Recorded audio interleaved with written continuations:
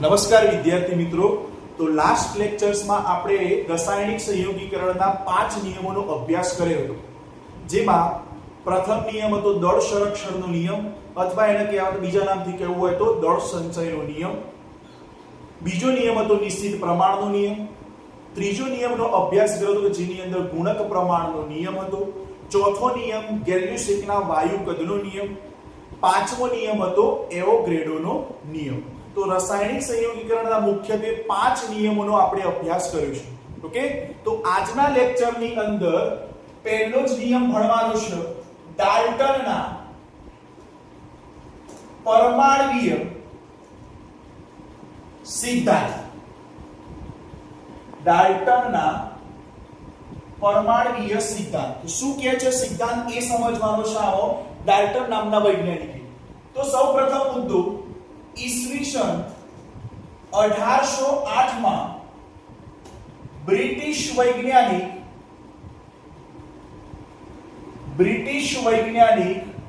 John Dalton, પૂરું નામ એનું જ્હોન ડાલ્ટન છે. જ્હોન ડાલ્ટને દ્રવ્યના પરમાણ્વીય સિદ્ધાંત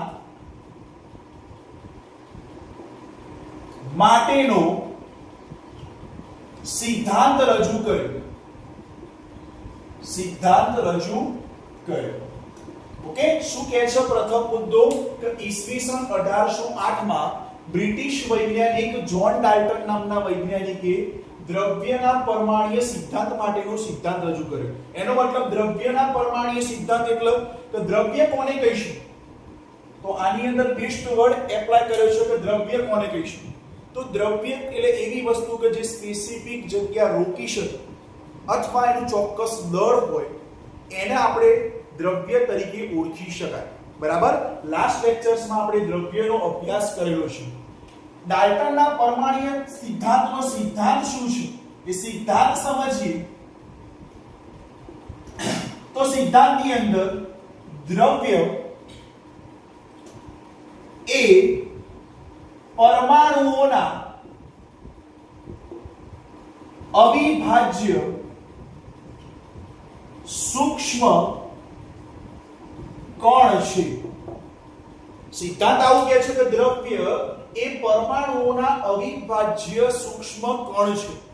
એનો મતલબ દ્રવ્ય શાનો બનેલો છે? પરમાણુના અવિભાજ્ય કણથી બનેલો છે. સિદ્ધાંત કોન્સેપ્ટ આ કહે છે. બરાબર, એટલે દ્રવ્ય એ પરમાણુના અવિભાજ્ય સૂક્ષ્મ કણ છે. બરાબર, અથવા આને આવી રીતે પણ લખી શકાય, દ્રવ્ય પરમાણુના અવિભાજ્ય કણ છે. આ પણ સ્ટેટમેન્ટ આપી શકાય કે દ્રવ્ય ઇઝ ઇક્વલ્સ ટુ પરમાણુઓના અવિભાજ્ય કણ છે. બરાબર, તો ડાલ્ટનના પરમાણ્વીય સિદ્ધાંતમાં પ્રથમ 3 મુદ્દા શું કીધા? તો ઈસવીસન 1808 માં બ્રિટિશ વૈજ્ઞાનિક જ્હોન ડાલ્ટને દ્રવ્યના પરમાણ્વીય સિદ્ધાંત માટેનો સિદ્ધાંત રજૂ કર્યો. ઓકે, દ્રવ્ય માટેનો સિદ્ધાંતની અંદર દ્રવ્ય એ પરમાણુઓનો અવિભાજ્ય સૂક્ષ્મ કણ હોય છે. સિદ્ધાંત આવું કહે છે ડાલ્ટન. પણ દ્રવ્યને બીજી રીતે પણ લખી શકાય કે પરમાણુઓના અવિભાજ્ય કણ છે. ઓકે, તો પરમાણુઓના અવિભાજ્ય કણ છે. નેક્સ્ટ બીજા 3 મુદ્દા જોઈએ શું કહેવા માંગે છે સમજીએ. નેક્સ્ટ 3 મુદ્દા, તો નેક્સ્ટ 3 મુદ્દાની અંદર શું કરીશું? હવે એક્ઝામ્પલ થ્રુ સમજીએ તો ખ્યાલ આવશે બધા. તો એક્ઝામ્પલ ની અંદર શું કરી શકાય ડાલ્ટનના પરમાણુ નિયમો? તો માની લો કે અહીંયા આપણા જોડે 2 પરમાણુ છે H+H. ઓકે, એટલે ટોટલ મુખ્યત્વે આની અંદર આપણા જોડે 2 પરમાણુ છે. એક પરમાણુ અને આ પણ પરમાણુ છે. જ્યારે પણ પરમાણુનું જોડાણ થાય એટલે શું બનશે? અણુ બનશે. H બોન્ડ H અને H2 તરીકે પણ ઓળખી શકાય. જે આ રચના બની છે અણુની રચના છે. બરાબર, એનો મતલબ 2 હાઇડ્રોજન પરમાણુઓના જોડાણથી અણુની રચના થાય. ઓકે, પ્રશ્ન એ છે કે ડાલ્ટનનો પરમાણ્વીય સિદ્ધાંતનો કોન્સેપ્ટ શું છે? તો આની અંદર માની લો કે જે આ અણુ છે H2 અણુ, એ અણુના બે સરખા ભાગ કરવામાં આવે એ તોડવામાં આવશે.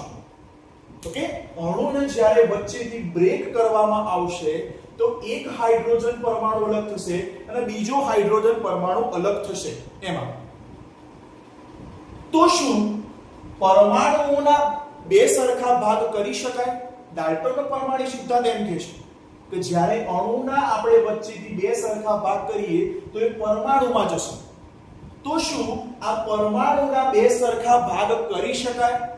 તો આની અંદર એક કોન્સેપ્ટ એવો આપેલો છે, જો આમાં પરમાણુના ભાગ કરતા, એનો મતલબ જો પરમાણુના કદાચ ભાગ થતા હોય તો કયા કયા ભાગ હોય? તો એની અંદર મુખ્યત્વે ત્રણ ભાગ હોય, જેની અંદર પ્રથમ ભાગ હશે એનો પ્રોટોન, બીજો ભાગ હશે એનો ઇલેક્ટ્રોન અને ત્રીજો ભાગ હશે એની અંદર ન્યુટ્રોન. શું હશે? ન્યુટ્રોન. આ ત્રણ મુખ્યત્વે એવા ભાગ જે છે પરમાણુના ભાગ છે. ખ્યાલ આવી ગયો? શું કોન્સેપ્ટ છે સમજો. પરમાણુ બેના જોડાણથી અણુની રચના થઈ. અણુને જ્યારે વચ્ચેથી બ્રેક કરવામાં આવશે એટલે બે સરખા પરમાણુમાં વિભાજિત થાય, હાઇડ્રોજન પ્લસ હાઇડ્રોજન અહીંયાથી અલગ કરી શકાય. તો એ જ કોન્સેપ્ટ થી શું પરમાણુનો અલગ કરી શકાશે? તો પરમાણુના જો ભાગ કરવામાં આવશે તો પરમાણુના મુખ્યત્વે ત્રણ ભાગ હશે, જેમાંનો પ્રથમ ભાગ પ્રોટોન, સેકન્ડ ભાગ ઇલેક્ટ્રોન અને ત્રીજો ભાગ એની અંદર ન્યુટ્રોન જોવા મળશે. ઓકે, પણ આની અંદર પરમાણુનું વિભાજન શક્ય નથી. પરમાણુના વિભાજન શક્ય નથી. આ કોન્સેપ્ટ ની અંદર સમજાવશો. બાકી પરમાણુના તો ત્રણ સરખા ભાગ કરી શકાય, કારણ કે જ્યારે પણ પરમાણુની કોઈ પણ રચના હોય તો પરમાણુની અંદર મુખ્યત્વે ત્રણ વસ્તુ તો રહેલી છે. એક વસ્તુ પ્રોટોન હોય, બીજી વસ્તુ ઇલેક્ટ્રોન હોય અને ત્રીજી વસ્તુ ન્યુટ્રોન. ઓકે, પણ આની અંદર આ કોન્સેપ્ટ શું કહે છે ડાલ્ટનનો? તો પરમાણુનું વિભાજન જ શક્ય નથી. એનો મતલબ પરમાણુનું તમે વિભાજન કરી શકતા નથી. ઓકે, તો ડાલ્ટનના થ્રુ તમે જોવા જશો એ નિયમ પ્રમાણે તો પરમાણુનું વિભાજન એની અંદર શક્ય નથી. ઓકે, બીજો મુદ્દો જોઈએ, બીજો સિદ્ધાંત શું કહે છે? આ ખ્યાલ આવી ગયો શું કરવા માંગે છે? Okay, next. તો નેક્સ્ટ સિદ્ધાંત નંબર 2. તો સિદ્ધાંત નંબર 2 ની અંદર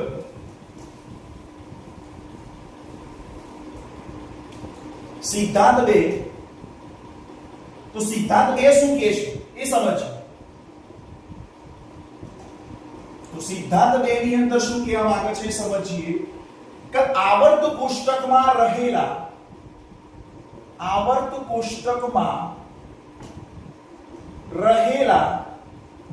તમામ તત્વો પોતપોતાના ગુણધર્મ ધરાવે છે. એનું અર્થઘટન પછી સમજીએ, પહેલા કોન્સેપ્ટ શું છે એ સમજવાનો ટ્રાય કરીએ. ઓકે, તો આવર્ત કોષ્ટકમાં રહેલા તમામ તત્વો પોતપોતાનો ગુણધર્મ ધરાવે છે. હવે ગુણધર્મની અંદર મુખ્યત્વે બે ગુણધર્મનો અભ્યાસ કરવાનો છે. એક ગુણધર્મ એવો હશે કે ભૌતિક ગુણધર્મ અને બીજો ગુણધર્મ છે એની અંદર રાસાયણિક ગુણધર્મ. ઓકે, આ બેનો અભ્યાસ કરવાનો છે. બે ગુણધર્મો આની અંદર આપેલા છે.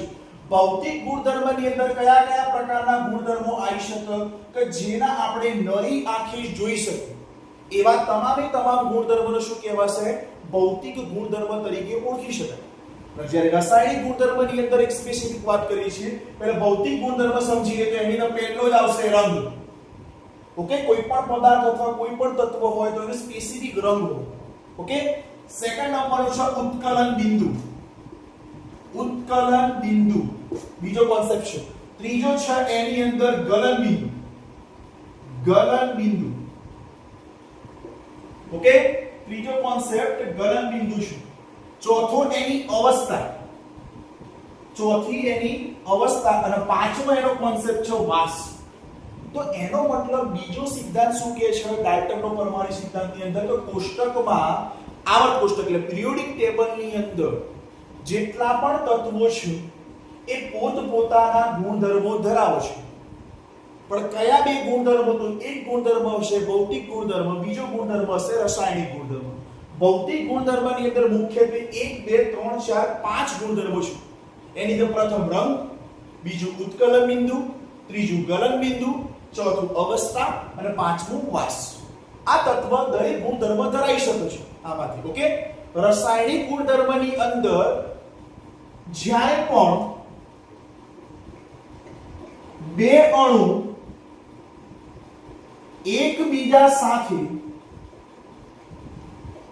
જોડાય તો સંયોજન બનાવે. બસ આ જ કોન્સેપ્ટ છે આની અંદર રાસાયણિક ગુણધર્મની અંદર કે જ્યારે પણ બે પરમાણુઓ એકબીજા સાથે ભેગા થશે તો એક રચના શેની બનાવશે? સંયોજન બનાવશે. ઓકે, તો આ રાસાયણિક ગુણધર્મની અંદર એક કોન્સેપ્ટ મૂકેલો કે જ્યારે પણ બે અણુઓ એકબીજા સાથે જોડાશે એટલે એક સંયોજનની રચના કરશે. તો સિદ્ધાંત નંબર 2 એમ કહે છે કે તત્વ પોતપોતાના ગુણધર્મ ધરાવે છે કે જેની અંદર એક ગુણધર્મ ભૌતિક ગુણધર્મ છે, બીજો ગુણધર્મ રાસાયણિક ગુણધર્મ. ભૌતિક ગુણધર્મની અંદર ટોટલ 5 ગુણધર્મો છે. રાસાયણિક ગુણધર્મની અંદર જ્યારે પણ બે અણુ એકબીજા સાથે જોડાય તો સંયોજન બનાવશે. ઓકે, આ સિદ્ધાંત નંબર 2 જોઈ લો. સિદ્ધાંત number 2. Okay, very nice. Next સિદ્ધાંત 3 શું કહે છે? ડાલ્ટનના પરમાણુ સિદ્ધાંતની અંદર સિદ્ધાંત નંબર 3 એ શું કહે છે સમજીએ. સિદ્ધાંત નંબર 3, તો સિદ્ધાંત નંબર 3 જુદા જુદા તત્વો એકબીજા સાથે નિશ્ચિત પ્રમાણમાં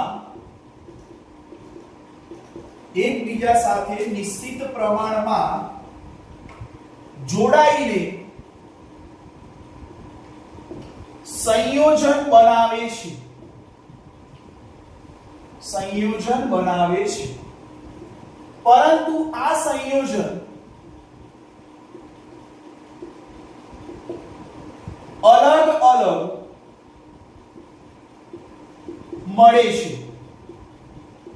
સિદ્ધાંત નંબર 3 શું કહે છે સમજવાનો છે કે જુદા જુદા તત્વો એકબીજા સાથે નિશ્ચિત પ્રમાણમાં જોડાઈને સંયોજન બનાવે છે. અહીંયા તત્વો જોડાશે અને એક પ્રકારના સંયોજન બનાવશે, પરંતુ આ સંયોજનો દર વખતે અલગ અલગ પ્રમાણમાં હશે. સિદ્ધાંત 3 એવું કહે છે.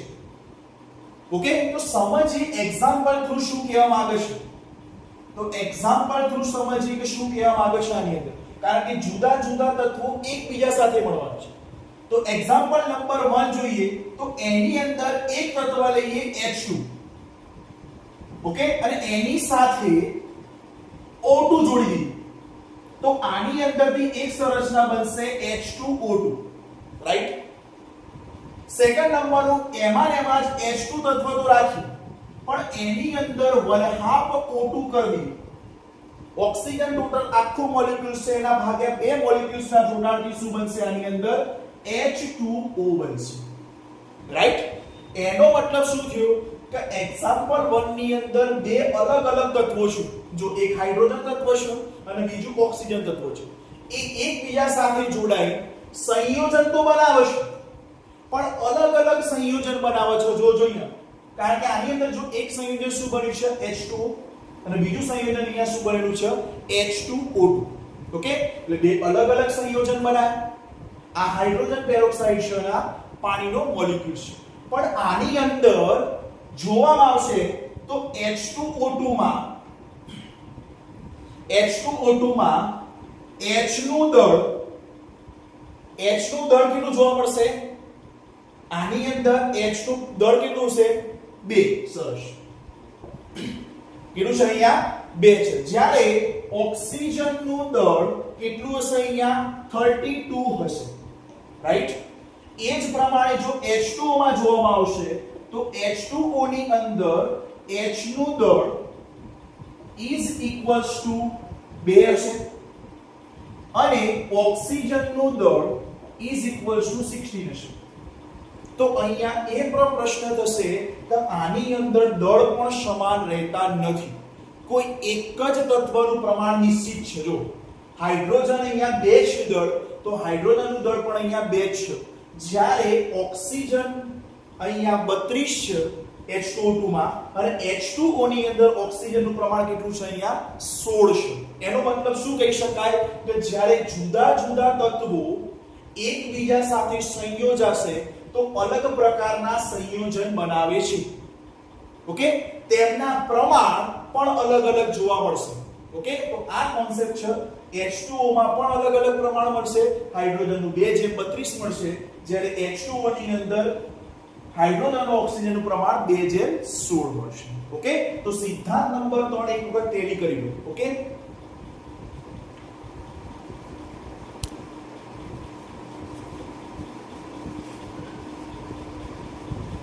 Okay, very good. સિદ્ધાંત નંબર 4 એન્ડ લાસ્ટ સિદ્ધાંત ડાલ્ટન નામના વૈજ્ઞાનિકે રજૂ કરેલું છે. એ સમજી લો શું કહેવા માંગે છે, ખાલી મુદ્દો જ છે અને મુદ્દાના આધારે ખ્યાલ આવશે. ઓકે, તો લાસ્ટ કોન્સેપ્ટ, રાસાયણિક પ્રક્રિયામાં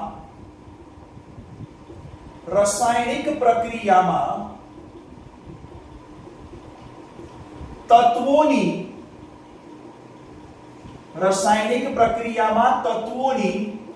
ફેરગોઠવણી કરી શકાય છે. ઓકે, સિદ્ધાંત નંબર 4 શું કહે છે સમજવાનો છે કે રાસાયણિક પ્રક્રિયામાં તત્વોની ફેરગોઠવણી કરી શકાય છે. ઓકે, બીજો આની અંદર બે મુદ્દા એડ કરવાના છે. તેનો નાશ શક્ય નથી અને તેને ઉત્પન્ન કરી શકાતા નથી.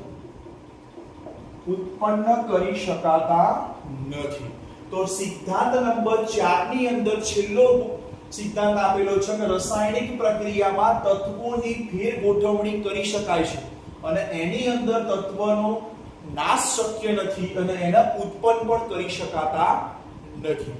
ઓકે, તો ડાલ્ટનના પરમાણ્વીય સિદ્ધાંતની અંદર મુખ્યત્વે 4 સિદ્ધાંત આપેલા હતા, જેની અંદર પ્રથમ સિદ્ધાંત એવો હતો કે દ્રવ્ય એ પરમાણુનો અવિભાજ્ય સૂક્ષ્મ કણ છે.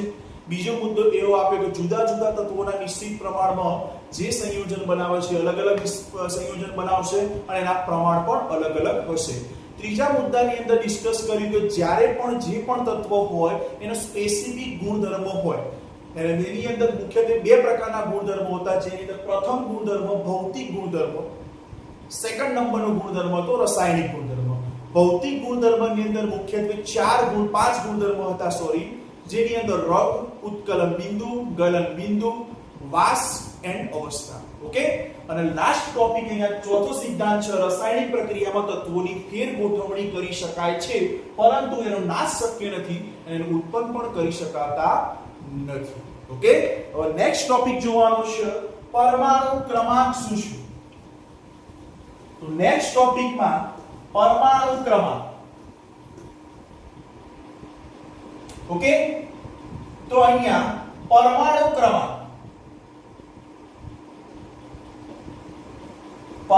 ક્રમાંક શું છે? પરમાણુ ક્રમાંક સમજીએ તો અહીંયા પરમાણુ ક્રમાંકનો બેસ્ટ કોન્સેપ્ટ વ્યાખ્યા આપ્યો તો આપી શકાય કે પરમાણુ ક્રમાંક એટલે પરમાણુમાં હાજર પ્રોટોનની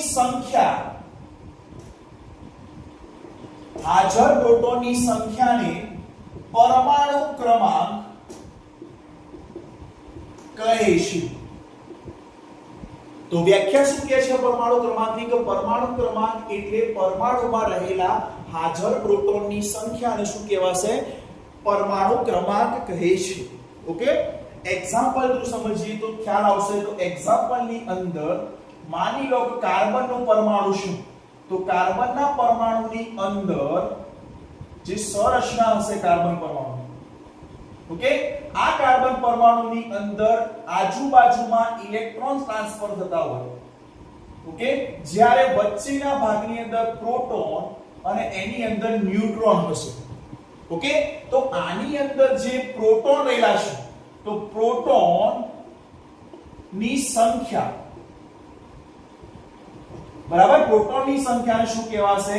એનો પરમાણુ ક્રમાંક તરીકે ઓળખી શકાશે. ઓકે, તો માની લો કે અહીંયા કાર્બનની એક રચના છે, ખાલી એક્ઝામ્પલ તું સમજી શકાય કે જેના અંદર ન્યુક્લિયસમાં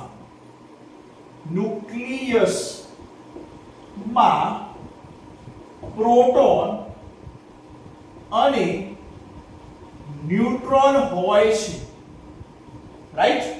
કોઈ પણ ન્યુક્લિયસ હોય પરમાણુનું, એના ન્યુક્લિયસની અંદર મુખ્યત્વે પ્રોટોન અને શું હોય? બીજું ન્યુટ્રોન રહેલો હોય છે. પણ પ્રોટોનની સંખ્યાના આધારે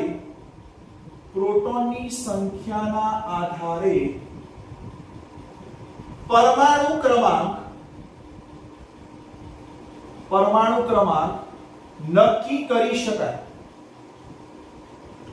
ઓકે, તો એનો મતલબ શું કહે છે કે પ્રોટોનની સંખ્યાના આધારે પરમાણુ ક્રમાંક નક્કી કરી શકાય છે. ઓકે, ખ્યાલ આવી ગયો? અહીંયા શું કહેવા માંગે છે? તો પરમાણુ ક્રમાંક એટલે કોને કહેવાશે? કે હાજર પ્રોટોનની સંખ્યા. કોઈ પણ પરમાણુ હોય, કાર્બન હોય, હાઇડ્રોજન હોય, ઓક્સિજન હોય, કોઈ પણ, એ પરમાણુની અંદર ન્યુક્લિયસની અંદર મુખ્યત્વે કઈ બે વસ્તુ રહેલી છે? એક પ્રોટોન હોય અને બીજું શું હોય? એની અંદર ન્યુટ્રોન. ઓકે, અને આજુબાજુની ફરતે એમાં ઇલેક્ટ્રોન ટ્રાન્સફર થતા હોય. રાઈટ? હવે આની અંદર ન્યુક્લિયસમાં જે પ્રોટોનની સંખ્યા માની લો 6 હોય, તો કાર્બનનો પરમાણુ ક્રમાંક કેટલો થશે? 6 થાય. ઓક્સિજન હોય તો 8 હોય, તો એનો પરમાણુ ક્રમાંક કેટલો થશે? 8 નક્કી કરી શકાય છે. બીજો કોન્સેપ્ટ આની અંદર બેઝ છે કે પરમાણુ ક્રમાંક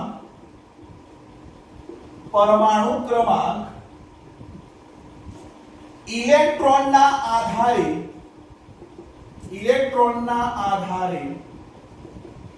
નક્કી કરી શકાતો નથી. ઇલેક્ટ્રોનના આધારે નક્કી કરી શકાતો નથી. કેમ નહીં નક્કી કરી શકાય? જો અહીંયા બેઝ કોન્સેપ્ટ છે આવ્યો કે પરમાણુ ક્રમાંક ઇલેક્ટ્રોનના આધારે નક્કી ન કરી શકાય. કેવી રીતે નક્કી ન કરી શકાય? કે જ્યારે પણ પરમાણુની રચના હોય, તો પરમાણુની રચનાની અંદર આજુબાજુમાં ફરતે ઇલેક્ટ્રોન ફર્યા કરતા હોય એની કક્ષાની અંદર.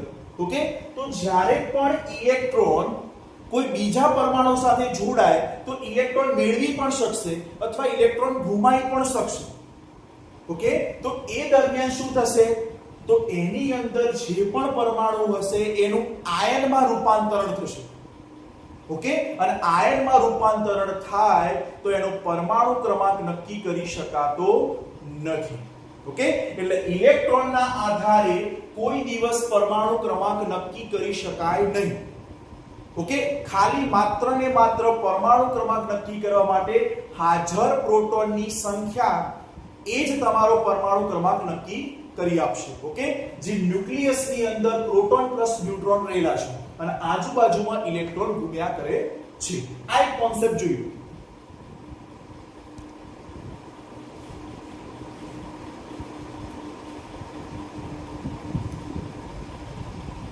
Okay, nice.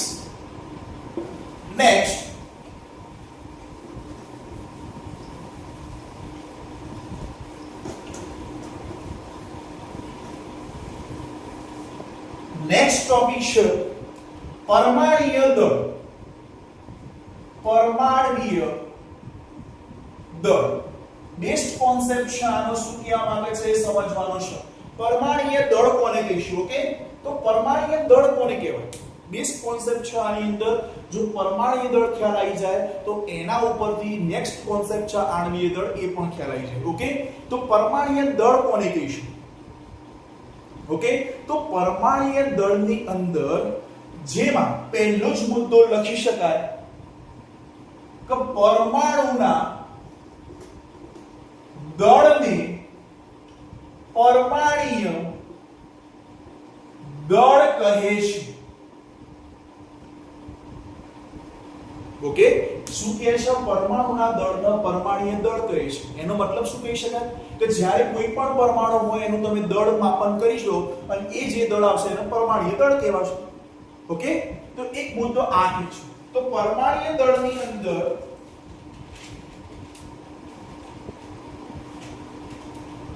પરમાણ્વીય દળ પરમાણુ ના દળ અતિ સૂક્ષ્મ જોવા મળે છે. ઓકે, અતિ સૂક્ષ્મ શા માટે જોવા મળશે? કારણ કે પરમાણુના કદ સૌથી નાના હોય છે. સમજો અહીંયા પરમાણ્વીય દળ શું કહેવામાં આવે છે? પરમાણુઓના દળને પરમાણ્વીય દળ કહે છે. બીજો મુદ્દો શું કહે છે? કે પરમાણુનું દળ અતિ સૂક્ષ્મ જોવા મળે છે. એનો મતલબ એકદમ નાનું દળ જોવા મળશે, જે 0.000 સમથિંગ ની અંદર પણ જોવા મળે. ઓકે, કારણ કે પરમાણુનું જે કદ છે એ સૌથી નાનું છે. ખ્યાલ આવી ગયો? પણ અહીંયા કોન્સેપ્ટ શું છે પરમાણ્વીય દળનો એ મહત્વનો છે સમજવાનું કે કોન્સેપ્ટ શું છે વાસ્તવમાં. ઓકે, તો એ સમજીએ. તો કોન્સેપ્ટ ની અંદર શું કોન્સેપ્ટ છે એ સમજીએ. તો પરમાણુ દળ નક્કી કેવી રીતે કરી શકાય? હવે પ્રશ્ન એ છે. ઓકે, તો પરમાણ્વીય દળ નક્કી કેવી રીતે કરાય? પરમાણ્વીય દળ નક્કી કેવી રીતે કરાય? પ્રશ્ન આ છે. તો પ્રશ્નની અંદર શોધવાનો છે જવાબ કે પરમાણ્વીય દળ નક્કી કેવી રીતે કરી શકાય. તો બેસ્ટ એક્ઝામ્પલ થ્રુ સમજીએ કે શું કહેવા માંગે છે. જોજો અહીંયા એક્ઝામ્પલ. માની લો કે આપણા જોડે એક વજન કાંટો છે. આનું નામ છે વજન કાંટો. બજારમાં પણ આ વજન કાંટો જોવા મળશે. ઓકે, કોઈ સબ્જી લેવા જો તો એની અંદર વજન કાંટા ઉપર તમને વજન કરીને કોઈ પણ વસ્તુ સ્પેસિફિક આપી શકે. બરાબર, કારણ કે એની અંદર જો માપન વગર સબ્જી અથવા કોઈ પણ વસ્તુ આપી દે તો એની અંદર ચોકસાઈ જળવાતી નથી. ઓકે, તો એના માટે સ્પેસિફિક વજન કાંટાનો ઉપયોગ થાય છે. બસ એ જ વજન કાંટો છે. તો વજન કાંટાની અંદર એક તરફ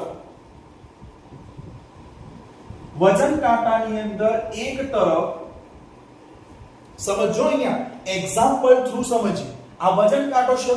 તો વજન કાંટાની અંદર માની લો કે મારા જોડે બે બોલ છે, બોલ A and બોલ B. રાઈટ? બોલ A છે એનું કદ સૌથી મોટું છે, જ્યારે બોલ B છે એનું કદ અતિ સૂક્ષ્મ છે, એટલે નાનું છે. ઓકે, હવે આ વજન કાંટાની અંદર આ બોલ B ને એક બાજુ મૂકવામાં આવશે. તો અહીંયા જે મૂકેલો છે એ બોલ B છે. બરાબર? ત્રાજવું છે જે વજન કાંટાનું, એની એક તરફ બોલ B મૂકેલો છે અને વજન કાંટાની એક તરફ બીજી વસ્તુ તો મૂકવી પડશે તો સમાન દળ આવશે. તો બીજી તરફ આની અંદર બોલ A ના સરખા 4 ભાગ કરતા બોલ A નો ચોથો ભાગ બોલ B ના સરખા પ્રમાણમાં થાય છે. તો કોન્સેપ્ટ આ છે. સમજ્યો શું કહેવા માંગે છે? પરમાણ્વીય દળ કેવી રીતે નક્કી કરવું? તો એક વજન કાંટો લીધો છે. વજન કાંટાની અંદર આપણા જોડે હાલ બે બોલ છે, બોલ A and બોલ B. બોલ A ની સાઈઝ મોટી છે જ્યારે બોલ B ની સાઈઝ નાની છે. ઓકે, વજન કાંટાની એક તરફ આપણે બોલ B નો મૂકેલો છે, હજે વજન કાંટાની બીજી તરફ બોલ મૂકેલો નથી. તો ત્યાં શું મૂકવાનું છે? તો આ લીટી સમજાવો છો. જો બોલ A ના સરખા 4 ભાગ કરતા, સમજ્યો? અહીંયા બોલ A ના સરખા 4 ભાગ કરવાના છે. આ 4 ભાગ થઈ ગયા. ભાગ 1, ભાગ 2, ભાગ 3, ભાગ 4. 4 ભાગ થઈ ગયા ટોટલ. રાઈટ? અહીંયા ટોટલ 4 ભાગ થઈ ગયા. હવે 4 ભાગની અંદર આ જે ચોથો ભાગ છે એ ચોથો ભાગનું જે વજન કરીએ તો એનો મતલબ ચોથો ભાગ એટલે આ બાજુ શું મૂકવાનું છે? A/4. A નો ચોથો ભાગ. બરાબર. તો અહીંયા બીજા ત્રાજવા ઉપર શું મૂકેલું છે? બોલ A નો ચોથો ભાગ, બોલ A નો ચોથો ભાગ મૂકેલો છે. પ્રશ્ન સમજો, ખ્યાલ નહીં આવે. ઓકે, પરમાણુ દળ કેવી રીતે નક્કી કરી શકાય?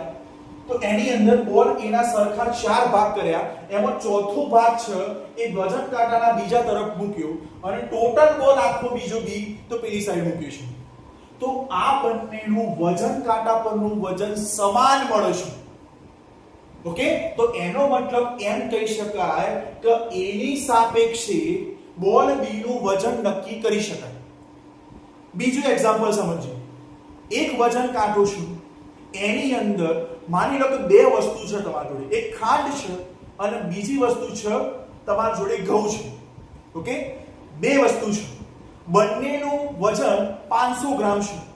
ઓકે, બંને કોથળીમાં પેક છે અને બંને બાજુ 500 ગ્રામનું વજન મૂકતા વજન કાંટો સમાંતર જોવા મળશે. એનો મતલબ બંનેનું બેલેન્સ સમાન છે, રાઈટ?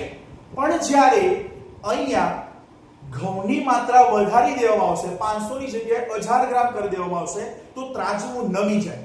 કઈ તરફ નમશે? કે જે તરફ વજન વધુ હોય એ તરફ નીચે જાય અને વજન ઓછું હોય એ ઉપર જશે, રાઈટ? એનો મતલબ ઇનબેલેન્સ જળવાશે. એટલે વજન કાંટામાં બેલેન્સ જળવાતું નથી બંને વસ્તુનું. ઓકે, જ્યારે આની અંદર A નો ચોથો ભાગ એના સમપ્રમાણમાં ટોટલ આખો બી છે, બરાબર? આ બંનેનું સમજી શકાય. તો આ પરમાણ્વીય દળ કોના સાપેક્ષે નક્કી કર્યું? તો બોલ A ના ચોથા ભાગની સાપેક્ષે નક્કી કર્યું. જોજો અહીંયા સમજીએ તો એના ઇક્વેશન ઉપરથી ખ્યાલ આવશે. તો ઇક્વેશન શું છે એના પરથી ખ્યાલ આવશે. ઓકે, તો જો ઇક્વેશન શું કહે છે? તો ઇક્વેશન ની અંદર આના પરથી જ ઇક્વેશન બનાવીએ તો બોલ B નું દળ, બોલ B નું દળ બોલ A ના સાપેક્ષમાં નક્કી કરી શકાય છે. નક્કી કરી શકાય છે. સ્ટેટમેન્ટ આવું કહે છે. પણ હવે અહીંયા શું કહે છે? બોલ B નું દળ બોલ A ની સાપેક્ષે નક્કી કરી શકાય છે. કેવી રીતે સમજીએ જોજો. તો બોલ A ના સાપેક્ષે નક્કી કરવાનું છે. તો બોલ B નું દળ is equals to 1/4 ગુણ્યા બોલ A નું દળ. આ સૂત્ર ઉપરથી નક્કી થઈ ગયા. જો સમજો, અહીંયા આ જે સૂત્ર મૂક્યું છે આ વજન કાંટાનું જ ઇક્વેશન છે અને સમજવાનું છે. જો અહીંયા બોલ B નું જે દળ છે, અહીંયા જે બોલ B મૂક્યો છે એક બાજુ, એનું દળ બોલ A ના ચોથા ભાગના દળ જેટલું છે. એનો મતલબ એમ કે છે, બરાબર, જ્યારે બોલના 4 ભાગ કરશો બોલ A ના, એમાં ચોથો ભાગ જે છે એ આ બાજુ મૂકતા અહીંયા જો મૂકેલો છે એ બોલ ટોટલ B ના સમપ્રમાણમાં થાય છે. તો એક કોન્સેપ્ટ આના આધારે ખ્યાલ આવી જાય, બરાબર? તો પરમાણ્વીય દળ નક્કી કરવાની એક પદ્ધતિ બહાર પડી કે જેની અંદર એક પરમાણુના આધારે બીજા પરમાણુનું દળ નક્કી કરી શકાય છે, બરાબર? તો બોલ A ની સાપેક્ષે બોલ B નું દળ નક્કી કરી શકાય. બોલ B નું દળ બોલ A ના ચોથા ભાગ જેટલું થાય છે. એનો અર્થઘટન આવું કહી શકાય. ઓકે, તો અહીંયા પરમાણ્વીય દળે એક સ્પેસિફિક પરમાણુ લીધો છે જે કાર્બન છે. આ જોઈ લો 2 minute.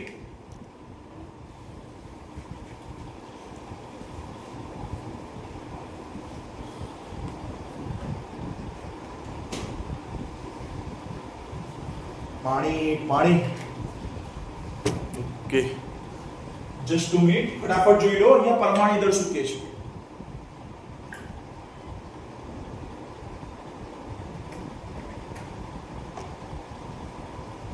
Okay, very good. Next જોઈએ તો પરમાણ્વીય દળ નક્કી કરવા માટેની એક સ્પેસિફિક પદ્ધતિ બહાર પડી જેની અંદર કાર્બન રોલ ભજવશે. ઓકે, તો એની અંદર મેન રોલ કાર્બન ભજવશે. તો બેસ્ટ એક્ઝામ્પલ એક પણ સમજવું તો સમજી શકાય છે શું કહેવા માંગે છે. જોજો આની અંદર બેસ્ટ એક્ઝામ્પલ બીજું છે.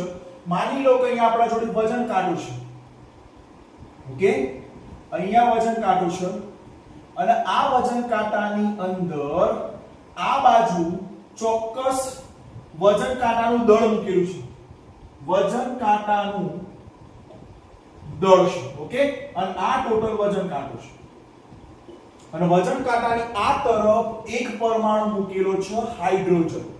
તો હાઇડ્રોજન પરમાણુનું દળ શું થશે એ પ્રશ્ન એવો છે. તો વજન કાંટો આપણા જોડે છે, એક બાજુ વજન કાંટામાં પણ એક વજનિયા આવે છે લોખંડ કલરના, બસ એ જ વજનિયા અહીંયા મૂકેલા છે અને બીજી તરફ હાઇડ્રોજનનું પરમાણુ દળ મૂકેલું છે. ઓકે, તો આની અંદર જે જોવા મળ્યું એમાં હાઇડ્રોજનનું પરમાણુ દળ, જેની અંદર હાઇડ્રોજનનું પરમાણુય દળ is equals to ટોટલ કેટલું જોવા મળ્યું હાઇડ્રોજનનું પરમાણુય દળ 1.66 ગુણ્યા 10 ની -24 ગ્રામ જોવા મળ્યું. કેટલું જોવા મળ્યું 1.66 ગુણ્યા 10 ની 24 ગ્રામ જોવા મળ્યું. એનો મતલબ શું કહી શકાય કે જ્યારે વજન કાંટો લાયા એના એક તરફ વજન કાંટાનું વજન મૂક્યું, બીજી તરફ હાઇડ્રોજન મૂક્યું અને બંનેનું વજન માપતા હાઇડ્રોજનનું પરમાણુય દળ કેટલું મળે છે 1.66 ગુણ્યા 10 ની -24. એનો મતલબ આ 10 ની -24 છે, એટલે એનો મતલબ 1.66 ના 24 ભાગ કરો તો 0. સમથિંગ જવાબ આવશે. એટલો મતલબ એમ કહી શકાય કે પરમાણુ અતિ સૂક્ષ્મ છે, એકદમ નાનો પાર્ટિકલ છે અને એનું દળ પણ શું આવશે અતિ સૂક્ષ્મ જોવા મળશે. ખ્યાલ આવી ગયો? ઓકે, તો આના આધારે હવે કાર્બન રોલ ભજવશે. તો કાર્બનના આધારે અલગ અલગ પરમાણુના દળ નક્કી કરી શકાય છે. તો પરમાણુય દળ નક્કી કરવા માટે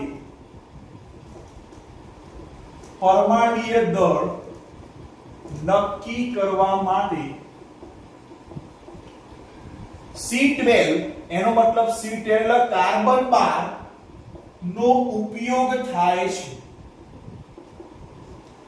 કાર્બન 12 નો ઉપયોગ કરવામાં આવશે, જેમાં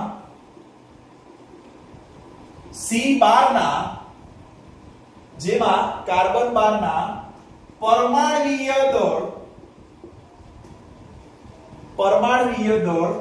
12 છે. કેટલા છે એની અંદર 12 પરમાણુય દળ છે. તો એના આધારે નક્કી કરી શકાય. ઓકે, તો પરમાણુ દળ C12 ના આધારે નક્કી કરી શકાય. રાઈટ? અહીંયા શું કહે છે કે પરમાણુનું દળ C12 ના આધારે નક્કી કરી શકાય છે. કેવી રીતે? હાલ એક્ઝામ્પલ સમજ્યા તો વજન કાંટાના એક્ઝામ્પલમાંથી એકનો પ્રમાણિત કરતા બીજાનું વજન ઓટોમેટિકલી મળી જાય. સેમ એ જ કન્ડિશન છે. અહીંયા કાર્બનનું દળ સ્ટાન્ડર્ડ કરવામાં આવશે, એની સાપેક્ષે અન્ય પરમાણુના દળ નક્કી કરી શકાય છે. ઓકે, તો આ પરમાણુય દળનો બેસ્ટ કોન્સેપ્ટ છે. ખ્યાલ આવી ગયો? હવે સમજીએ અહીંયા શું કહે છે કે માની લો કે અહીંયા એક AMU is equals to 1/12 1/12 ગુણ્યા C12 નું દળ. ઇક્વેશન આવું છે આની અંદર, સમજજો. એનો મતલબ શું કહેવા માંગે છે? એક AMU એટોમિક માસ યુનિટ, બરાબર, આ એક પ્રકારનું પરમાણુય દળ એકમ છે. પરમાણુય દળ એકમ છે, રાઈટ? આ પરમાણુ દળ એકમ છે. એક AMU ની વેલ્યુ શું કહે છે સમજવાનું છે. તો એક AMU ની વેલ્યુ કાર્બન 12 નું જે દળ છે એના 12મા ભાગ કરતા એક AMU મળશે એમ કે છે. બરાબર, કાર્બન 12 નું જે દળ છે C12 નું, એ C12 નું 12 ભાગ કરતા અહીંયા એક AMU ની વેલ્યુ મળશે. ઓકે, એક્ઝામ્પલ થ્રુ સમજીએ તો ખ્યાલ વધારે આવશે. તો આની અંદર એક્ઝામ્પલ શું કહે છે સમજીએ. આ એક ઇક્વેશન લખી રાખજો. એક AMU is equals to 1/12 multiply by C12 નું માસ. ઓકે, C20 નું માસ. Very good. નેક્સ્ટ તો એની અંદર હવે અહીંયા 1 AMU is equals to 1/12 C20 નું દળ, રાઈટ? તો અહીંયા 1/12 is equal multiply by 1.992648 multiply by 10⁻23, right? એનો મતલબ અહીંયા આન્સર આવશે 1.66056 ગુણ્યા 10 માઈનસ 24 ગ્રામ 1 AMU ની વેલ્યુ મળી. બરાબર? 1 AMU is equals to 1/12 C20 નું દળ. 1/12 C20 નું દળ અહીંયા માલુમ પડ્યું છે 1.992648 multiplied by 10⁻23 is divided by 12. તો આન્સર આવશે 1.66056 multiplied by 10⁻24 gram is equals to 1 AMU, right? તો આ પરમાણ્વીય દળનો બેસ્ટ કોન્સેપ્ટ છે. હવે એક્ઝામ્પલ ખાલી એક સમજી લે કે પરમાણ્વીય દળ કેવી રીતે નક્કી કરી શકાય કાર્બનના આધારે. ઓકે.